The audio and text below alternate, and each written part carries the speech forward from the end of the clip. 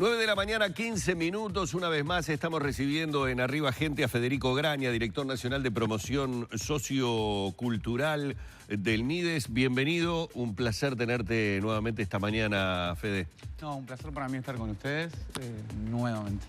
Bueno, hoy vamos a tocar varios temas, pero uno particularmente que tiene que ver con los centros de estudios, con este dato que ha aparecido de que 3 de cada 10 jóvenes, adolescentes han declarado que han tenido algún tipo de discriminación y que esa discriminación justamente se ha dado en el centro de estudios. ¿De qué tipo de discriminaciones hablamos? El abanico, digamos, digo para tener idea de lo que uno antes sabía que eran nuestras maneras de recibir o realizar bullying, en otras épocas obviamente pretéritas, y cuáles son las discriminaciones de hoy, que algunas de ellas sé que han cambiado por el impacto tremendo que en el adolescente tienen las redes. Sí, sin duda eso ha cambiado. Estos datos son de la Encuesta Nacional de Juventud del 2013-2014.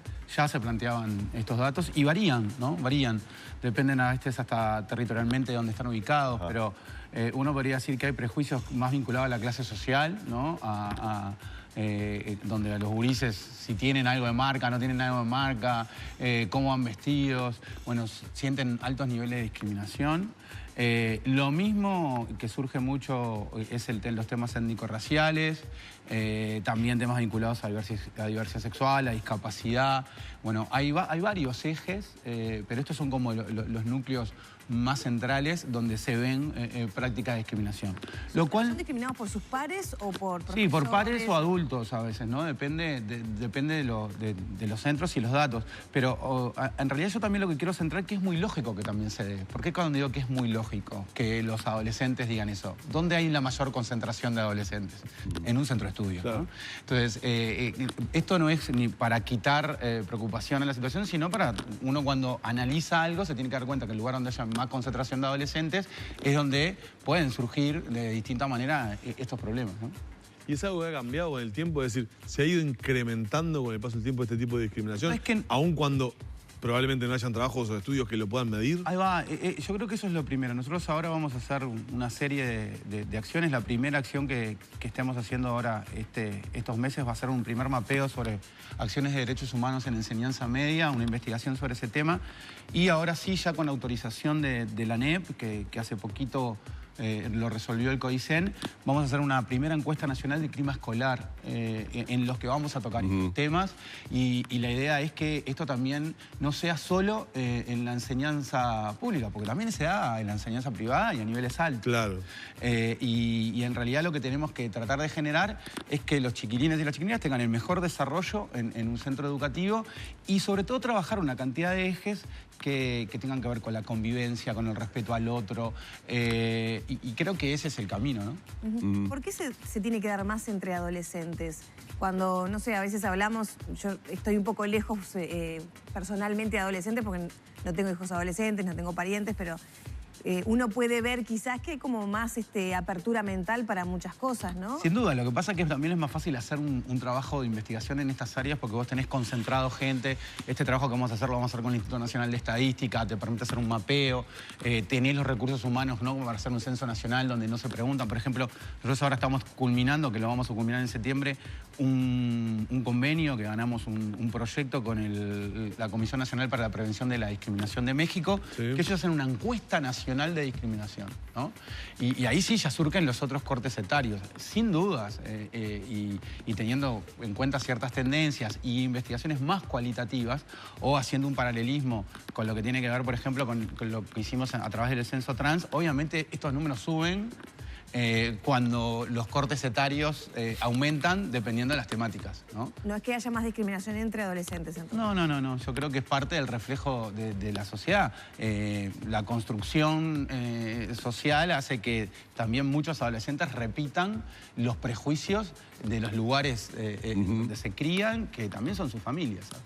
Como que ahora escapa un poco, y por eso quería hablar del tema de las redes sociales, y alguna vez lo hemos hablado mucho con la doctora Silvana Quiaquero, especialista en el tema de mobbing y de bullying, y hablábamos de que ahora también esa discriminación se traslada o se puede llegar a trasladar a las 24 horas del día. Sí. A casa, al lugar en donde esté, porque el grupo, la red social, hacen que de alguna manera, las diferentes redes sociales que utilizan hoy adolescentes y jóvenes, hacen que de alguna manera, bueno, si soy discriminado por mi obesidad, por poner un caso X, lo voy a seguir siendo a través de las redes.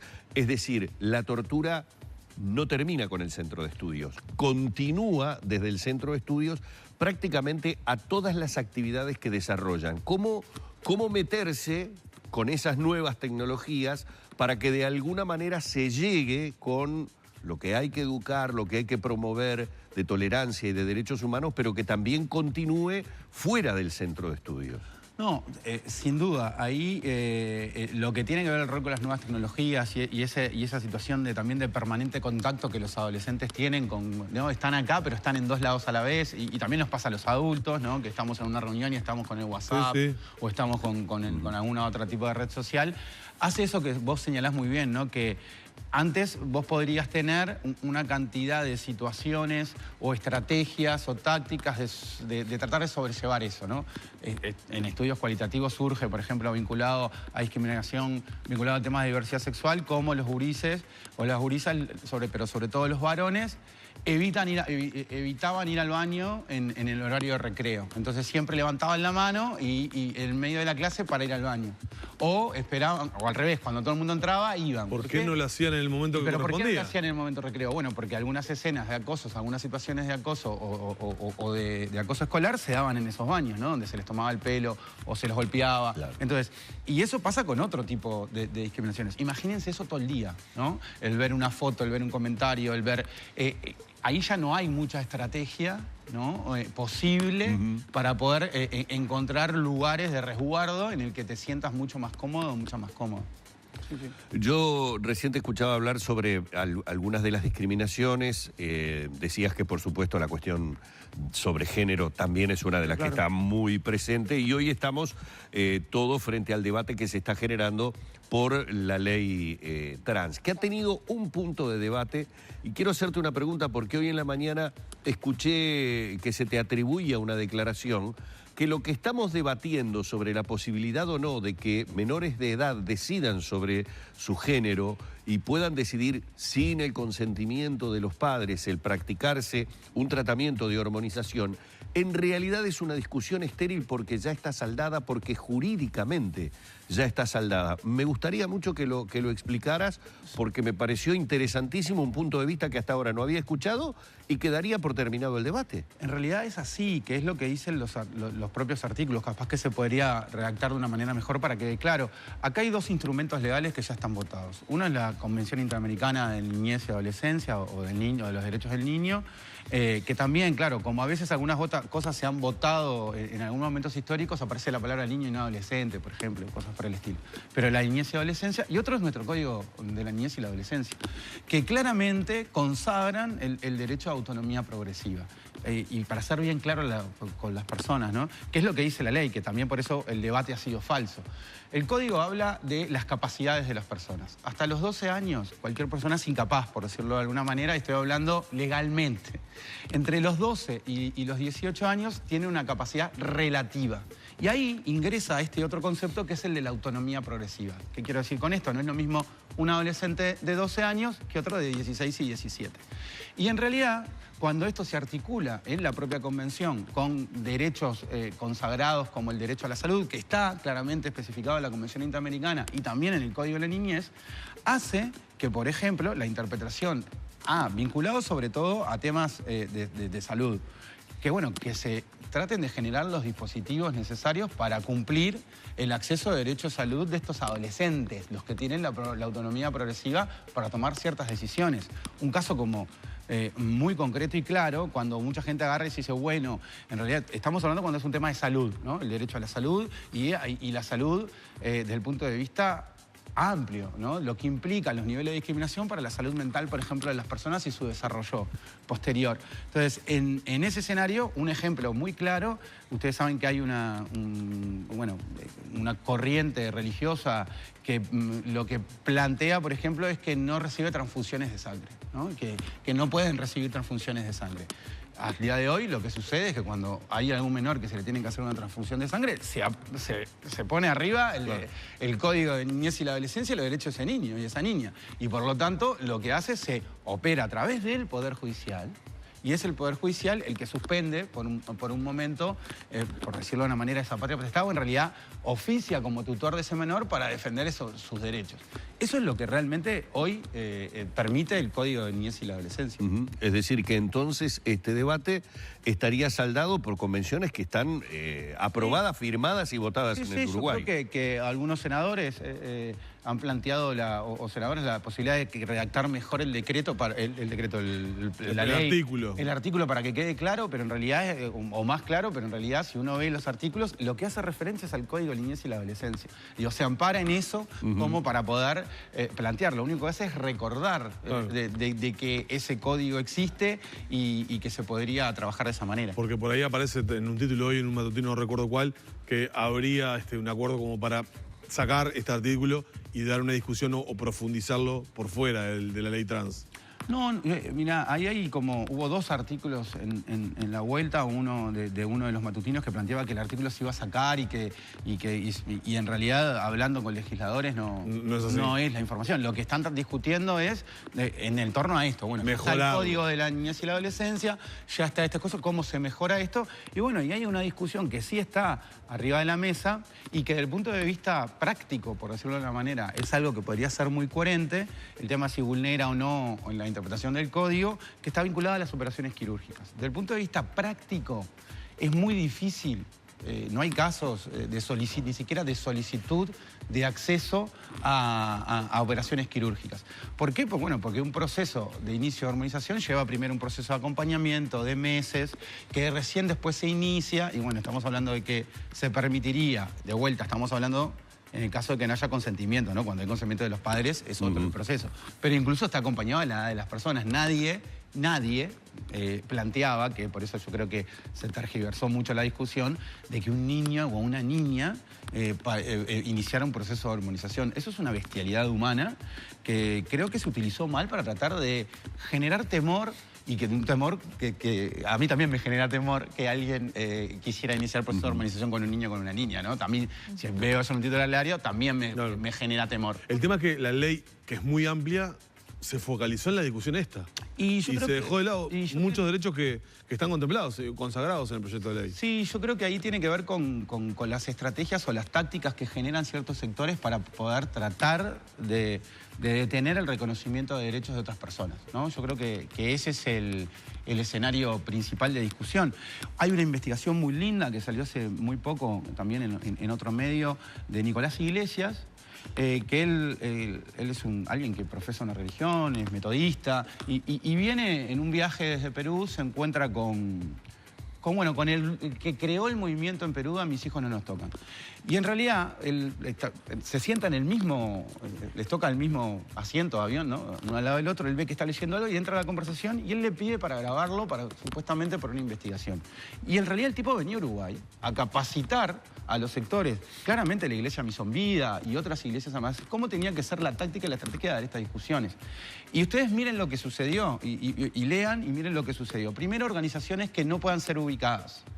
Que vos cuando pones el nombre de la organización no aparece en ningún lado, no la encontrás en una página web, no tiene ningún antecedente. Segundo, que los referentes no sean referentes que vos puedas ubicar, o sea, que vayan cambiando, porque es más fácil no detectar de dónde viene y de dónde surge. Tercero, generar o sistematizar en un tema que es muy complejo, ir hacia los binarismos y hacia la discusión de bueno o malo, o incluso entreverar las discusiones. Y lo plantean claramente. Y la estética, ustedes también en los carteles, les mandan hasta la estética hecha. Está hecha desde Perú para varias iglesias vinculadas en América Latina, está hecha hasta la estética y el discurso. Él lo puso eso no voy a decir el medio, pero si lo buscan a Nicolás Iglesias, 180 lo levantó, lo voy a decir así. Sí, no hay problema. En 180 lo levantó y también estuvo en No Toquen Nada y levantó esto. Ustedes escuchen eso, sobre todo escuchen porque hay una notita, pero después está toda la grabación. Y vean lo que pasó con la discusión de la ley integral en trans y pregunten qué es el grupo Boomerang, que supuestamente son personas que son ex-trans, que no las encontrás en ningún lado, que no aparecen y cuando empezás a rascar, quien habla hoy es pastor de la iglesia Misión Claro, que Vida. quieren... ¿Qué intencionalidad puede tener grupos como esos que orquestan operar de esa manera que tú decís? Y la intencionalidad es no reconocer que, primero, no respetar la diversidad, segundo, no reconocer que hay personas que tienen derecho a ser personas, y para eso yo fui muy duro en un Twitter, pero realmente es lo que pienso. Yo creo que hay sectores del evangelismo que son tan fundamentalistas como el Estado Islámico. La única diferencia es que no tienen poder. Es la única diferencia, que hasta el día de hoy no tienen poder. Ustedes vean cómo ha sido el proceso de discusión en Brasil, cómo de 5 diputados en el año 2003, 2004 pasaron a tener 80, y más allá de las discusiones políticas, escuchen el discurso o repasen los discursos de lo que fue el impeachment a Dilma, diciendo que esa persona era el demonio reencarnado, que era una serpiente venenosa, que votaban en defensa de la familia, cosas que no estaban ni siquiera en la discusión. Ya sea si hay pruebas o no hay pruebas, que esa es otra discusión, sobre las denuncias que había o los motivos que había para el impeachment a la expresidenta Dilma Rousseff.